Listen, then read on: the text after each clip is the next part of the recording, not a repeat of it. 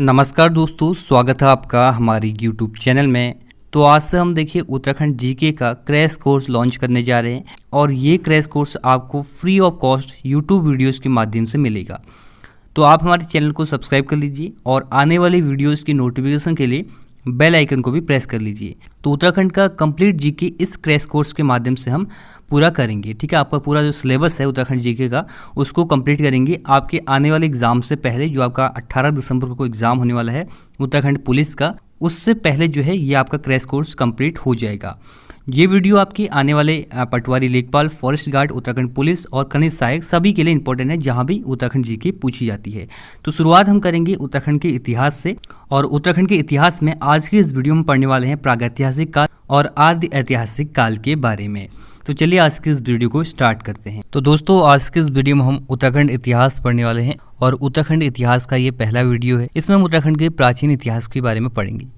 अगर देखिए उत्तराखंड के प्राचीन इतिहास की बात करें तो बहुत सारे ऐसे साक्ष्य हमें मिले हैं जिनके आधार पर हम ये कह सकते हैं कि आदि मानव के टाइम पर भी जो है या प्राचीन टाइम पर भी जो है उत्तराखंड में मानव गतिविधियाँ थी।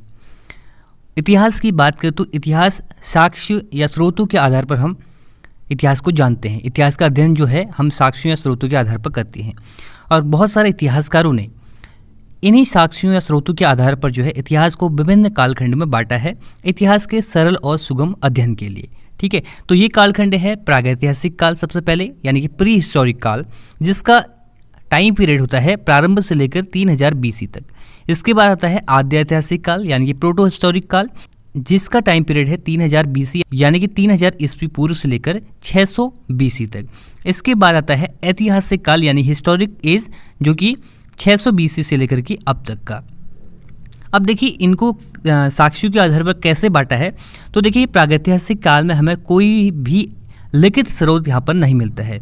यहाँ पर हमें पुरातात्विक स्रोत मिलते हैं लेकिन लिखित स्रोत नहीं मिलते हैं।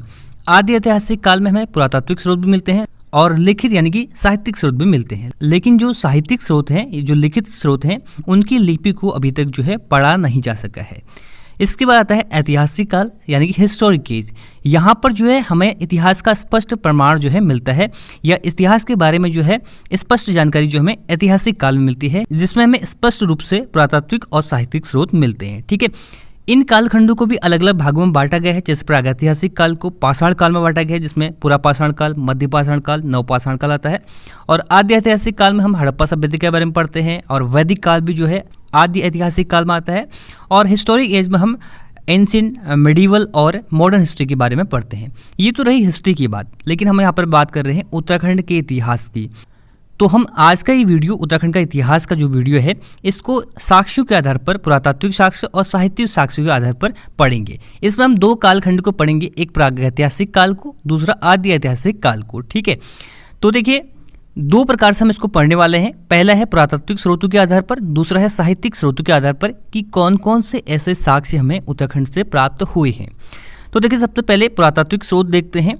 तो उत्तराखंड में देखिए ब्रिटिशर्स के आने से पहले कोई भी ऐसी खोज नहीं हुई थी जिसके आधार पर हम कह सकते हैं कि पाषाण काल में या प्रागैतिहासिक काल में कोई भी यहाँ पर मानव गतिविधियाँ थी या आदि मानव काल में भी यहाँ पर लोग निवास करते थे। ऐसा हमें जो है कब साक्ष्य मिला, तो हमें मिला जब हेनवुड ने, WJ हेनवुड नाम का एक जियोलॉजिस्ट था, इसने जो है चंपावत के देवीधुरा में उत्खनन का कार्य प्रारंभ किया 1856 में। और इसी कारण से उत्तराखंड में पुरातत्व का जनक जो है हेनवुड को माना जाता है। जब इसने यहाँ उत्खनन का कार्य किया तो इसको यहाँ पर पुरावशेष मिले, यानी कि कुछ समाधान इसको यहाँ पर मिले। और इसके बाद इसी खोज को जो है व्हीलर और इतावली ने इसका विश्लेषण किया। ये दो जो है आर्कियोलॉजिस्ट थे और इसके बाद इन्होंने पाया ये जो समाधान या ये जो पुरावशेष हैं जो देवीधुरा चंपावत से मिले हैं, ये महापाषाण कालीन है। तो यहाँ से क्वेश्चन एग्जाम में बना है और आगे भी बनेगा। पहला क्वेश्चन आपसे MCQ के रूप में पूछा जाता है कि उत्तराखंड में पुरातत्व का जनक किसे कहा जाता है, तो आपका आंसर होगा HJ हेनवुड। ठीक है, हेनवुड ने जो है 1856 में देवीधुरा चंपावत से महापाषाणकालीन पुरावस्तु की खोज की। तो ये भी क्वेश्चन आपसे बनेगा कि महापाषाणकालीन पुरावस्तु की खोज सबसे पहले कहाँ पर हुई, तो ये देवीधुरा चंपावत में हुई। कब हुई? 1856 में। तो ये आपको याद रखना है।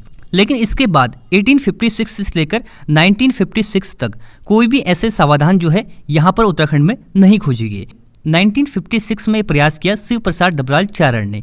शिव प्रसाद डबराल चारण ने जो है 1956 में मलारी से जो है समाधान खोजे, लेकिन उसके बारे में हम आगे बात करेंगे। इसके बाद हम बात करते हैं दूसरे जो स्रोत हैं पुरातात्विक स्रोत, वो हम बात करेंगे ताम्र उपकरण या मृदभांड के बारे में। ठीक है, तो 1951 में क्या हुआ, हरिद्वार के बहादुराबाद में, हरिद्वार के पास में स्थित है बहादुराबाद, यहाँ पर एक नहर के खनन का कार्य चल रहा था। यहाँ पर कुछ ताम्र उपकरण मिले और मृदभांड मिले। ठीक है, तो इसके बाद जो है यज्ञदत्त शर्मा नाम के एक व्यक्ति हैं, इन्होंने जो है यहाँ पर जो है उत्खनन का कार्य प्रारंभ किया और इन्होंने पाया यहाँ पर जो ताम्र उपकरण मिले हैं और मृदभांड मिले हैं, मृदभांड होते हैं मिट्टी के बर्तन, ताम्र उपकरण यानी तांबे से बने हुए कोई बर्तन हो सकते हैं, औजार हो सकते हैं। ठीक है, तो ये ताम्र उपकरण है।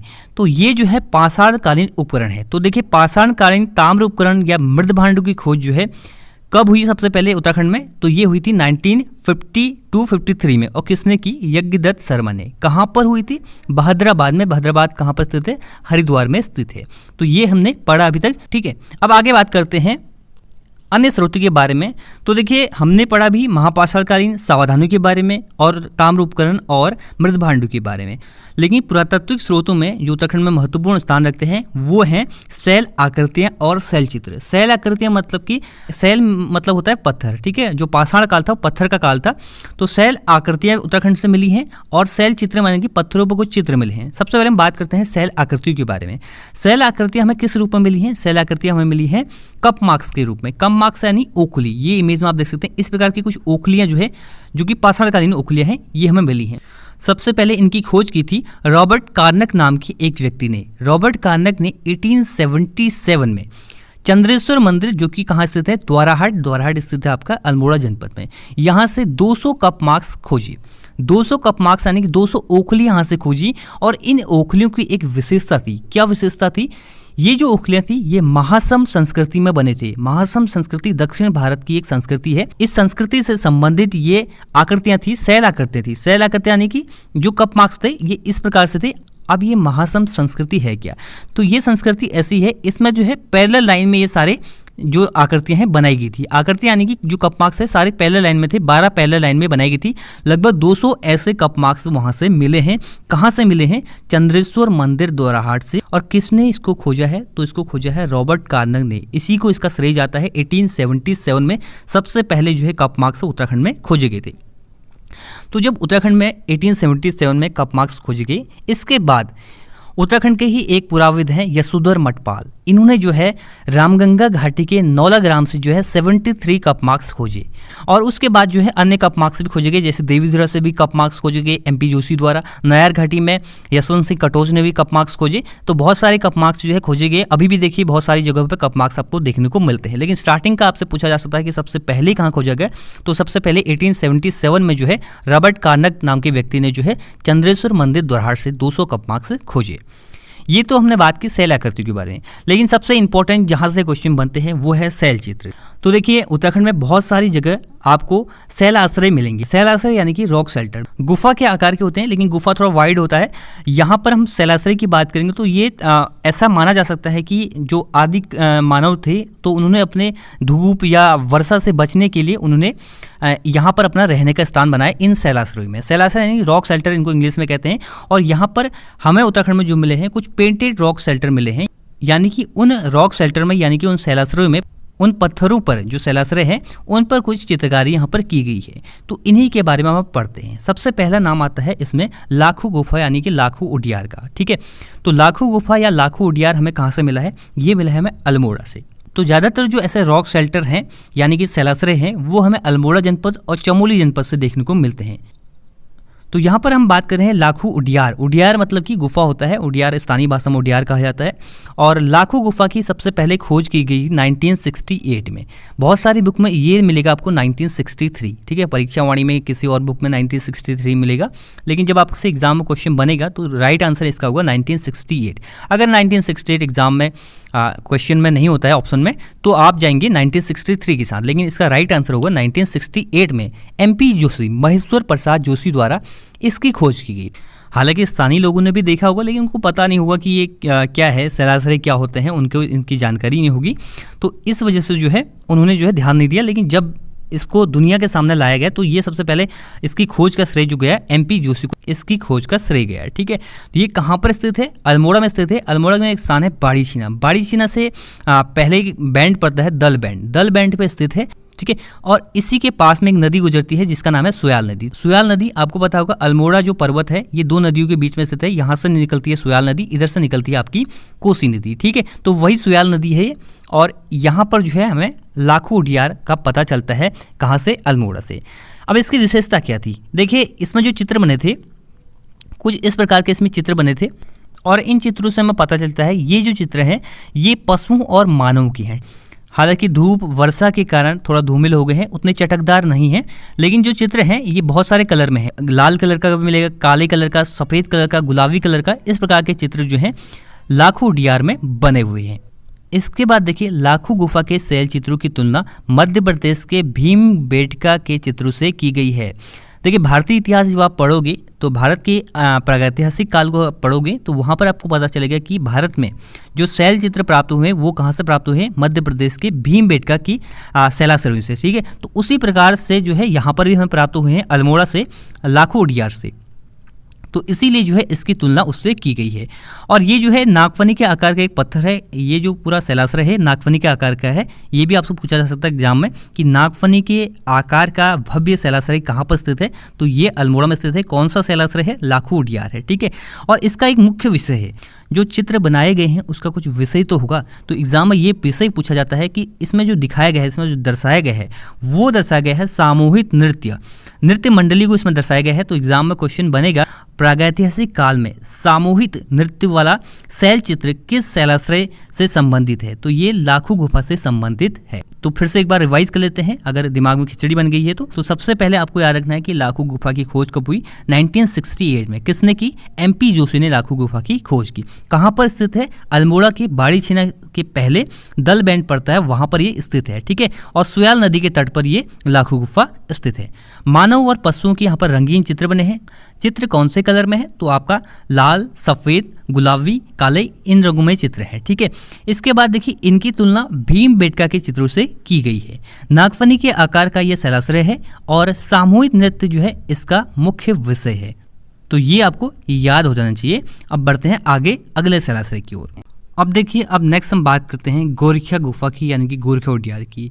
देखिए, ये जो नाम है गोरखिया उडियार या गोरखिया गुफा, ये जो है स्थानीय लोगों द्वारा दिया गया नाम है। ठीक है, ये कोई प्राचीन नाम नहीं है। वैसे लाखों गुफा कहा जाता है कि लाखों साल पुरानी गुफा है, तो रख दिया नाम लाखों गुफा। ठीक है, गोरखिया उडियार के बारे में भी एक कहानी प्रचलित है कि गोरखाओं ने जब गढ़वाल पर आक्रमण किया था तो उस टाइम पर जो गांव से जो धन लूटा था वो यहाँ पर रखा था, इस शैलाश्रय में। ठीक है, इस गुफा में, तो इसलिए इसका नाम गोरखिया गुफा रख दिया। तो ये जो है प्रमाणित नहीं है, लेकिन हम यहाँ पर प्राचीन इतिहास के बारे में पढ़ रहे हैं। इसको नाम से आपको कोई मतलब नहीं है। आपको याद रखना है गोरखिया गुफा एक शैलाश्रय है। ठीक है, तो ये कहाँ पर स्थित है?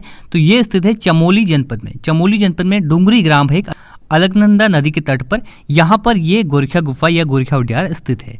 इसको प्रकाश में लाने का जो श्रेय जाता है वो जाता है राकेश भट्ट को। ठीक है, ये एग्जाम में बन सकता है कि गोरखिया गुफा को प्रकाश में लाने का श्रेय किसको जाता है? तो राकेश भट्ट को इसका श्रेय जाता है। यहाँ पर क्या है? यहाँ पर 41 रंगीन चित्र बने हुए हैं। किसके? मानव के भी और जानवरों के भी, जिसमें जानवर भेड़ है, बारहसिंगा है, हिरन है, बहुत सारे जानवर है और मानव के चित्र भी हैं। ये जो इमेज यहाँ पर दी गई है ये गोरखिया गुफा की नहीं है, लेकिन इसी प्रकार का है। ठीक है, मुझे इमेज तो मिली नहीं वैसे, तो मैंने ये वाली इमेज लगा दी, लेकिन इसी प्रकार का है। अभी हम आगे बात करते हैं। और इस गुफा का, इस शैलाश्रय का जो मुख्य विषय है वो है पशुओं को हाँक कर देकर भगाना। यानी कि ये जो चित्र है, यानी कि जो गोरखिया गुफा है इसमें जो चित्र हैं वो पशुचारक संस्कृति को दर्शाते हैं। अगर आपसे एग्जाम क्वेश्चन बने कि पशुचारक संस्कृति को दर्शाने वाले शैल चित्र कौन से हैं, तो वे हैं गोरखिया गुफा के शैल चित्र। ठीक है, तो ये यहाँ इस प्रकार का कुछ, ये पशु है और ये मानव है। और मानव की जो इसमें आकृति बनी है वो त्रिशूल के आकार की बनी है। ठीक है, इस प्रकार के कुछ आकार के मानव इसमें बनाए गए हैं। किसमें? गोरखिया गुफा में। और इसके जो शैल चित्र हैं वो लाखों गुफा से ज़्यादा चटकदार हैं। चटकदार इसलिए है, हो सकता है लाखों गुफा से बाद के बने हुए शैल चित्र हो, लेकिन जो लाखों गुफा के शैल चित्र हैं वो धूप, वर्षा और किसी अन्य कारण से जो है धुंधले हो गए हैं। लेकिन यहाँ पर जो गोरखिया गुफा में शैल चित्र हैं ये काफ़ी ज़्यादा चटकदार है। अब इससे क्या क्या आपको याद रखना है? पहली बात तो ये कहाँ पर स्थित है ये याद रखना है। चमोली में डुंगरी ग्राम है, अलकनंदा नदी के तट पर यहाँ पर गोरखा गुफा स्थित है। राकेश भट्ट को इसको प्रकाश में लाने का श्रेय जाता है। 41 रंगीन चित्र हैं यहाँ पर, मानव के भी और पशुओं के भी, जिसमें भेड़ है, बारहसिंगा है, हिरन है, ठीक है। इसके बाद इसका मुख्य विषय क्या है, तो ये जो है पशुचारक संस्कृति को दर्शाता है, यानी कि पशुओं को हाँक कर देकर भगाना इसमें जो है दर्शाया गया है। ये बस इतना ही आपको इसमें याद रखना है, ठीक है। बढ़ते हैं आगे अगले शैलाश्रय की ओर। अगला देखिए हम बात करेंगे लियोथाप के बारे में, पेटसाल, फड़कानौली और फलसीमा के बारे में। ये चारों जो है ये स्थित है अल्मोड़ा में, ठीक है। आपका लाखू डियार भी अल्मोड़ा में स्थित है और अल्मोड़ा में 15-20 किलोमीटर के दायरे के अंदर जो है ये सभी शैलाश्रय आपको मिल जाएंगे, ठीक है। अगर आप घूमने जाते हैं तो ये सभी जो है पास में ही आपको मिल जाएंगे। अब बात करते हैं लियोथाप के बारे में। लियो का मतलब होता है खून और थाप का मतलब होता है चिन्ह, ठीक है। मतलब कि खून से बने हुए चिन्ह उसमें है, इसलिए इसका नाम है लियोथाप। लियोथाप अल्मोड़ा जिले में स्थित है और लाल रंग के यहाँ पर 3 शैलाश्रय हैं, 3 शैलाश्रय हैं यहाँ पर, ठीक है। 3 शैलाश्रय हैं जिनमें चित्र बने हैं और लाल रंग के हैं। कौन सा रंग है इसमें? लाल रंग। यहाँ पर विशेषता क्या है, इन शैलाश्रयों में मानव को शिकार करते हुए या हाथ में हाथ डालकर नृत्य करते हुए दर्शाया गया है, ठीक है। हाथ में हाथ डालकर नृत्य करते हुए इसमें दर्शाया गया है और शिकार करते हुए दर्शाया गया है। एग्जाम में क्वेश्चन बनेगा कि हाथ में हाथ डालकर नृत्य करते हुए किस शैलाश्रय में दर्शाया गया है, किस प्रागैतिहासिक काल के शैलाश्रय में दर्शाया गया है, तो ये दिखाया गया है लियोथाप में, ठीक है। और नृत्य करते हुए, समूह में नृत्य करते हुए किसमें दिखाया गया है? लाखू उडियार में। मानव को शिकार करते हुए कहाँ पर दिखाया गया है? ये भी लियोथाप में। इसके बाद नेक्स्ट है पेटसाल और फड़कानौली। ये काफ़ी ज़्यादा इंपॉर्टेंट है। देखिए फड़कानौली जो है इसकी खोज की गई थी 1985 में और पेटसाल इसकी खोज की गई थी 1989 में, ठीक है। फड़कानौली 1985 याद कर लीजिए, आगे पीछे मत कर देना। 85 में फड़कानौली की हुई थी और पेटसाल की हुई थी 89 में। और किसने की थी? डॉक्टर यशोधर मठपाल ने। यशोधर मठपाल के बारे में आपको बताया हमने। नौलाग्राम में कप मार्क्स की खोज इन्होंने की थी 73। यशोधर मठपाल ने ही जो है 1983 में खुटानी भीमताल में जो है लोक संस्कृति संग्रहालय की स्थापना की, लेकिन ये हम बाद में पढ़ेंगे इसके बारे में। अभी हम बात कर रहे हैं यहाँ पर फड़कानौली पेटसाल की। ये कहाँ पर स्थित है? अल्मोड़ा में स्थित है। 1985 में फड़कानौली की खोज की गई और 1989 में पेटसाल की खोज की गई। किसने की? ये की यशोधर मठपाल ने, ठीक है। और फड़कानौली और पेटसाल के स्थलों की खोज का श्रेय यहाँ पर यशोधर मठपाल को जाता है। दोनों स्थल जो है सुयाल नदी के प्रभाव पर स्थित हैं। फड़कानौली, पेटसाल, लाखू उडियार तीनों जो है प्रभाव पर स्थित हैं किसके? सुयाल नदी के, ठीक है। और फड़कानौली में भी 3 शैलाश्रय जो है प्राप्त हुए हैं। इसके बाद नेक्स्ट है फलसीमा। यहाँ से क्वेश्चन बनता है फलसीमा से। फलसीमा में देखिए योग करते हुए मुद्रा में मानव चित्र प्राप्त हुए हैं। तो आपसे क्वेश्चन पूछा जाएगा कि किस शैलाश्रय में योग मुद्रा में मानव चित्र प्राप्त हुए हैं, तो फल सीमा में प्राप्त हुए हैं। याद करने के लिए आप कर लीजिएगा कि जो फल मिलेगा, अगर आप योग करोगे तभी आपको फल मिलेगा, अच्छा स्वास्थ्य होगा। तो मतलब एक रिलेट करने के लिए, कोरिलेट करने के लिए आप याद कर सकते हैं, ठीक है। और हाँ, यहाँ पर भी देखिए फड़कानौली, इसको याद करने का एक तरीका हो सकता है। यहाँ पर देखिए 5 अक्षर हैं फड़कानौली में, तो 5 मतलब 85 है, तो पहले याद कर लीजिएगा 85 में फड़कानौली की हुई थी, फिर बाद में आप इसको याद कर सकते हैं पेटसाल की 89 में हुई थी। इसके बाद देखिए यहाँ पर फलसीमा में 2 कप मार्क्स भी मिले हैं चट्टान पर, ठीक है। तो एक तो यहाँ पर मिला क्या है फलसीमा में, योग करते हुए मानव के चित्र मिले हैं। दूसरा यहाँ पर 2 कप मार्क्स मिले हैं फलसीमा में। कहाँ पर स्थित है फलसीमा? ये भी अल्मोड़ा में स्थित है। नेक्स्ट बात करते हैं बंदकोट की। बंदकोट स्थित है आपका पिथौरागढ़ जनपद में। बड़कोट नहीं कह रहे हैं, बंदकोट कह रहे हैं। बंदकोट आपका पिथौरागढ़ में स्थित है। यहाँ पर 8 ताम्र मानव आकृतियाँ मिली हैं। कुछ इस प्रकार की जो है मानव आकृतियाँ यहाँ पर मिली है। कहाँ पर?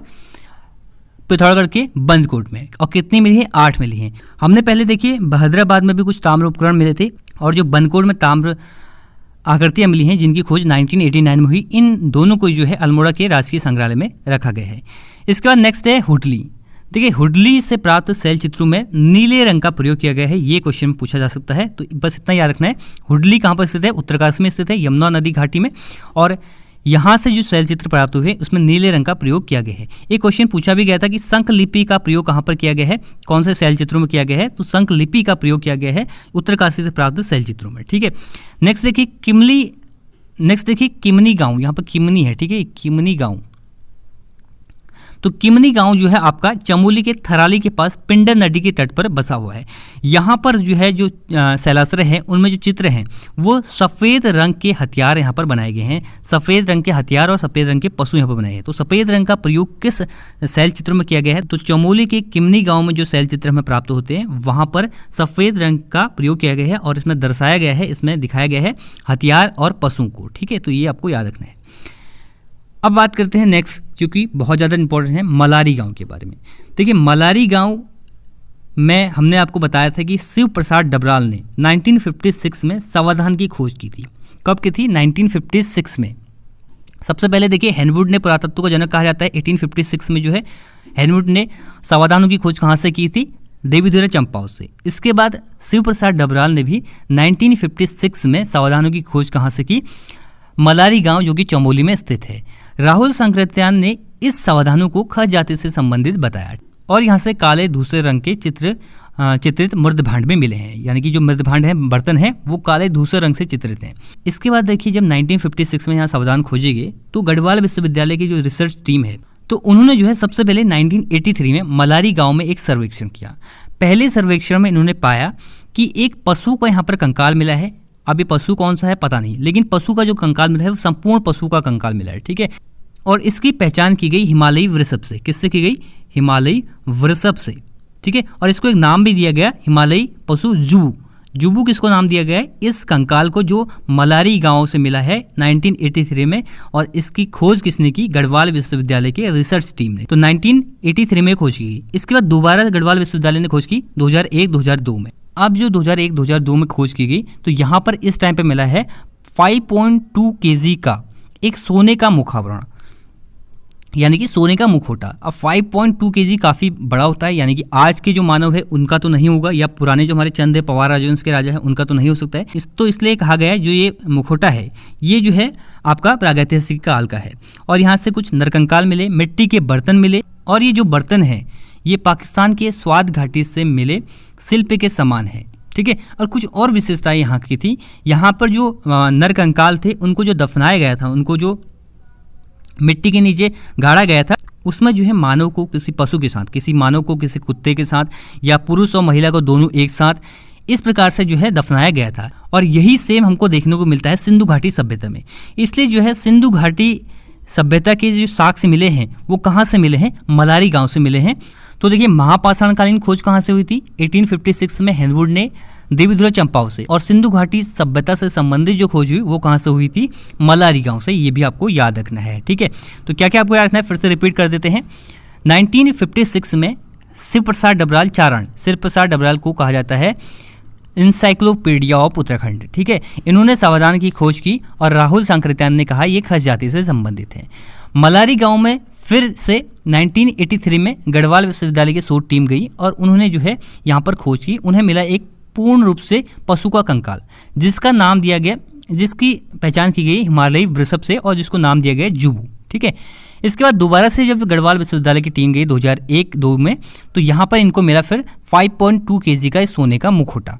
ठीक है, और कुछ नरकंकाल मिले। नरकंकालों की विशेषता ये थी कि इसमें नरकंकालों को पशुओं के साथ जो है दफनाया गया था और महिलाओं पुरुषों को साथ में दफनाया गया था। ऐसा ही हमको देखने को मिलता है सिंधु घाटी सभ्यता में। तो इसलिए कहा जा सकता है कि सिंधु घाटी सभ्यता के जो साक्ष्य मिले हैं या प्रमाण मिले हैं वो कहाँ से मिले हैं? मलारी गांव से। और मलारी गांव को ही प्रागैतिहासिक गांव भी कहा जाता है। यहाँ से कुछ मिट्टी के बर्तन मिले, और जो बर्तन मिले ये पाकिस्तान के स्वाद घाटी से मिले हुए शिल्प के समान है। ये भी आपको याद रखना है। बढ़ते हैं आगे। ठीक है, अब आपको याद हो गया होगा, क्लियर हो गया होगा। अब आगे बढ़ते हैं। आगे देखिए कुछ और हमें शैल चित्र भी मिले, जैसे काला माटी, मल्ला पेनौली, ये अल्मोड़ा में स्थित है। खुटानी नाला जो कि नैनीताल में स्थित है, यहाँ से भी कुछ पाषाण युगीन अवशेष प्राप्त हुए। एक क्वेश्चन एग्जाम में बन सकता है कि 14 नर्तकों का सुंदर चित्रण वाला शैलाश्रय कहाँ से प्राप्त हुआ है? तो ये प्राप्त हुआ है कसार देवी अल्मोड़ा से। ठीक है, और इसके अलावा देखिए रामगंगा घाटी से कुछ कप मार्क्स मिले हैं, जैसे नौगांव से मिले हैं, और मुनि की ढाई रामगंगा घाटी के पास में स्थित है। जोयो गांव रामगंगा घाटी में स्थित है। यहाँ से भी कुछ ओखले यानी कि कप मार्क्स मिले हैं। साथ ही साथ देखिए मेरू डियार की बात करें तो ये भी रामगंगा घाटी में स्थित है, यानी कि अल्मोड़ा जनपद में स्थित है।